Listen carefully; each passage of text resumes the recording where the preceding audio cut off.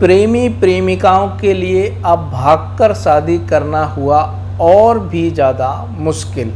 उत्तर प्रदेश में ऐसे नियम, मैरिज रजिस्ट्रेशन के संबंध में ऐसे नियम बनाए जाने की बात चल रही है जिसमें कि जो ऐसे कपल्स हैं जो भागकर जो लव मैरिज करते हैं अपने माता पिता की इच्छा के विरुद्ध, तो उनका जो मैरिज रजिस्ट्रेशन है वो कराने के लिए अब कठोर नियम लाए जाने की यहाँ बात चल रही है उत्तर प्रदेश में। तो दोस्तों ऐसा क्यों किया जा रहा है, तो इसके पीछे कारण यही है कि 12 मई 2025 को इलाहाबाद हाई कोर्ट का एक महत्वपूर्ण फैसला आया था, क्योंकि इलाहाबाद हाई कोर्ट के समक्ष करीब 125 रिट पिटीशन दाखिल की गई थी पुलिस प्रोटेक्शन के लिए।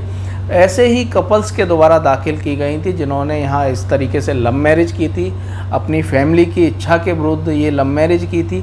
अब उन्हें अपने परिवार के सदस्यों से ही खतरा था, तो उन्होंने पुलिस प्रोटेक्शन की मांग की थी इलाहाबाद हाई कोर्ट से।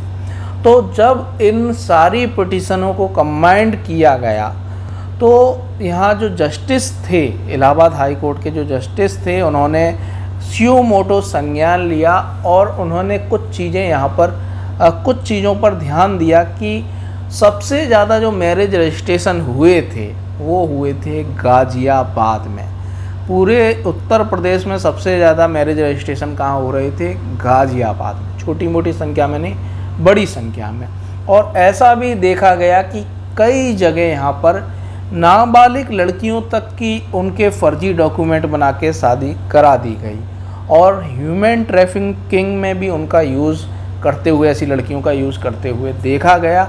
और जो अथॉरिटी मैरिज सर्टिफिकेट देने के लिए यहाँ अथॉराइज्ड नहीं थी, ठीक है, जिन्हें पावर नहीं थी कि वो शादी कराएं और शादी का सर्टिफिकेट दें, वो भी यहाँ पर फर्जी सर्टिफिकेट बांट रही थी। तो ऐसी तमाम धोखाधड़ियों को रोकने के लिए ही इलाहाबाद हाई कोर्ट ने उत्तर प्रदेश सरकार को निर्देशित किया था कि 6 महीने के भीतर ऐसे नियम बनाए। मैरिज रजिस्ट्रेशन 2017 के जो नियम हैं उनमें यहाँ पर थोड़ा बदलाव करके ऐसे नियम बनाए जाएं जिससे कि इस तरीके की जो शादी की जाती हैं, जो लव मैरिज की जाती हैं, उनमें कहीं ऐसी कोई धोखाधड़ी तो नहीं हो रही है, तो ऐसी धोखाधड़ियों को यहाँ रोका जा सके।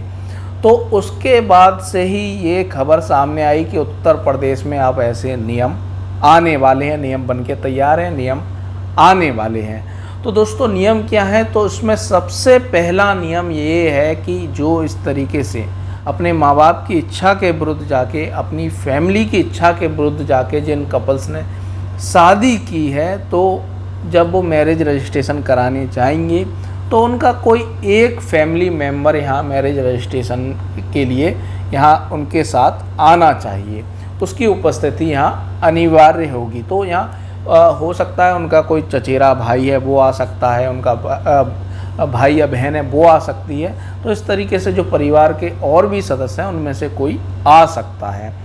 तो दोस्तों ये आसान नहीं है, आप जानते हैं कोई भी किसी के लफड़े में नहीं फंसना चाहता है, तो ये बहुत मुश्किल होगा कि उनका कोई चचेरा भाई बहन ऐसी गवाही देने के लिए आए। तो दोस्तों इसके लिए यहाँ पर दूसरा ऑप्शंस खोला गया है कि यदि ऐसा कोई फैमिली मेम्बर नहीं आता है, ऐसा फैमिली मेम्बर नहीं आता है, तो जिस प्रीस्ट ने, जिस काजी ने, जो भी धर्मगुरु है जिसने शादी कराई, संस्कार कराए शादी के, तो उसे उपस्थित होना पड़ेगा मैरिज रजिस्ट्रेशन कराने के लिए। और उसका एक एफिडेविट भी लगेगा कि मैंने इस तरीके से ये मैरिज संस्कार कराए, मुझे अथॉरिटी है, मुझे यहाँ से ये पावर दी गई है, अथॉराइज्ड किया गया है इस तरीके से शादी कराने के लिए। और रजिस्टर्ड मैरिज रजिस्टर्ड अगर चाहेगा तो उस प्रीस्ट की यहाँ पर गवाही भी ले सकता है, तो ऐसे प्रीस्ट के बयान भी यहाँ नोट करवा सकता है। तो ऐसे कठोर नियम, मैरिज रजिस्ट्रेशन के संबंध में ऐसे कठोर नियम उत्तर प्रदेश में आने की बात की जा रही है। तो दोस्तों इसमें एक और बड़ा परिवर्तन किया गया है कि जो यहाँ पर मैरिज रजिस्ट्रेशन 3 जगह कराई जा सकती थी। मैरिज रजिस्ट्रेशन यहाँ पर उस स्थान पर कराया जा सकता था जहाँ मैरिज परफॉर्म की गई है, सोलेमनाइज्ड की गई है, ठीक है, वहाँ मैरिज रजिस्ट्रेशन कराया जा सकता था। या फिर जहाँ लड़की का निवास स्थान है वहाँ पर मैरिज रजिस्ट्रेशन कराया जा सकता था, या फिर जो लड़के का निवास स्थान है वहाँ मैरिज रजिस्ट्रेशन कराया जा सकता था। लेकिन अब जहाँ मैरिज परफॉर्म की गई है वहाँ मैरिज रजिस्ट्रेशन नहीं कराया जा सकता, यानी कि दो ऑप्शंस खुले हैं, उनमें से किसी भी एक ऑप्शंस का यूज़ किया जा सकता है। यानी कि लड़के का जहाँ निवास स्थान है वहाँ मैरिज रजिस्ट्रेशन कराया जा सकता है, या लड़की का जहाँ निवास स्थान है वहाँ मैरिज रजिस्ट्रेशन कराया जा सकता है। तो दोस्तों आप समझ ही गए कि इस तरीके के नियम आने वाले हैं, और इस तरीके के नियम आएंगे तो यहाँ जो लव मैरिज है, जो लड़का लड़की भागकर अपनी इच्छा से, अपने पेरेंट्स की इच्छा के विरुद्ध जाके, अपनी फैमिली की इच्छा के विरुद्ध जाके जो शादी कर लेते थे, तो वो अब कठिन हो जाएगा, मुश्किल हो जाएगा। तो आप समझ ही सकते हैं कि कोई फैमिली मेम्बर बीच में क्यों फंसना चाहेगा। कोई प्रीस्ट यहाँ पर आसानी से शादी नहीं कराएगा, क्योंकि वो उसका एफिडेविट लगेगा। अब उसे लगेगा कि कोई लफड़ा हो गया तो मुझे कोर्ट में जाना पड़ेगा, ठीक है, मेरी गवाही होगी।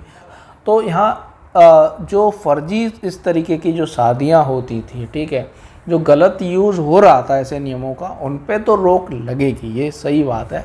लेकिन जो बात की जाती है फंडामेंटल राइट की, कि हमारा फंडामेंटल राइट है कि राइट टू चूज़ हिज और हर पार्टनर, ये हमारा फंडामेंटल राइट है। ये सुप्रीम कोर्ट ने कहा है, ठीक है, सुप्रीम कोर्ट ने कहा है कि अपने पार्टनर को चुनने का हमें अधिकार है अपनी इच्छा से। आर्टिकल 21 के अंतर्गत ये हमारा फंडामेंटल राइट है, राइट टू लिबर्टी है, राइट टू ऑटोनोमस है। तो वो उस आर्टिकल 21 के अंतर्गत ये हमारा फंडामेंटल राइट है। और बात करें ह्यूमन राइट डिक्लेरेशन की, तो ह्यूमन राइट डिक्लेरेशन के आर्टिकल 16 के अंतर्गत भी इसे ह्यूमन राइट्स माना गया है। ह्यूमन राइट इसे माना गया है कि आप अपनी इच्छा से जिससे शादी करना चाहते हैं उससे कर सकते हैं और अपनी फैमिली यहाँ बसा सकते हैं। तो केवल फंडामेंटल राइट ही नहीं, ये ह्यूमन राइट भी है। तो बहुत बड़ी बात है कि दोनों ही राइट यहाँ बहुत ही ज़्यादा इनका इम्पोर्टेंस है, इन्हें छीना नहीं जा सकता। तो क्या ऐसे नियम बनेंगे तो क्या इन राइट्स पे प्रभाव नहीं पड़ेगा, इन राइट्स का वायलेशन का खतरा नहीं होगा? तो ये यहाँ एक चर्चा का विषय बना हुआ है कि जो फंडामेंटल राइट है, राइट टू चूज़ हिज और हर पार्टनर, उसका कहीं वायलेशन ना हो जाए, वो राइट कहीं बाधित ना हो जाए। तो ये एक चर्चा का विषय बना हुआ है। तो अब बात करते हैं कि इस तरीके की जब दिक्कत आएगी, मैरिज रजिस्ट्रेशन नहीं हो पाएगा, जब लड़का लड़की शादी करके आ जाएंगे और मैरिज रजिस्ट्रेशन नहीं हो पाएगा क्योंकि प्रीस्ट यहाँ नहीं आएगा या उनके माँ बाप नहीं आएंगे, तो ऐसी स्थिति में उनके पास दो रास्ते हैं यहाँ पर अपने फंडामेंटल राइट को इन्फोर्स कराने के। या तो वो आर्टिकल 226 के अंतर्गत हाई कोर्ट जाएंगे, या डायरेक्ट सुप्रीम कोर्ट मूव कर सकते हैं आर्टिकल 32 के अंतर्गत, कि हमारा ये फंडामेंटल राइट है कि हम जिस पार्टनर को चूज़ करना चाहते हैं वो चूज़ करें, और ये बाधित हो रहा है, हमारा मैरिज रजिस्ट्रेशन इसकी वजह से नहीं हो पा रहा है। तो जब ये मामला सुप्रीम कोर्ट पहुंचेगा तो इन नियमों में बदलाव पुनः देखने को मिलेगा, ऐसी पूरी आशंका है। आप इस विषय में क्या कहना चाहते हैं? आप कमेंट बॉक्स में कमेंट करके अपनी राय बताएं कि ऐसे नियमों का क्या प्रभाव यहाँ समाज पे पड़ेगा, ऐसे कपल्स पे पड़ेगा, उनके फंडामेंटल राइट्स पे क्या इसका प्रभाव पड़ेगा या नहीं पड़ेगा। कमेंट बॉक्स में कमेंट करके ज़रूर बताएं।